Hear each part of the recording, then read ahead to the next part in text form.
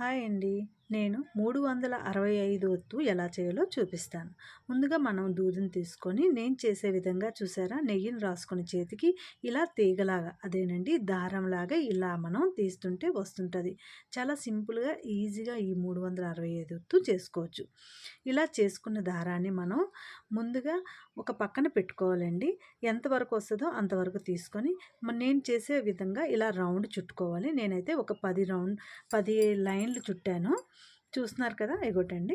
ఇలా చుట్టుకున్నాక దీన్ని ఇప్పుడు నేను 10 కదండి, ఇగోటండి, ఇవి ఒక 10 ఇవి ఒక 10 అంటే నేను 20 ఒత్తులు చేసినట్టు. ఈ 20 ఒత్తుల్లో 40 ఒత్తులు నేను చేస్తున్నాను చూడండి. ఇందులోనే ఈ 10 ఒత్తుల్లోనే నేను తీసుకొని 40 ఒత్తులు చేశానండి. చూసారా ఎంత సింపుల్గా.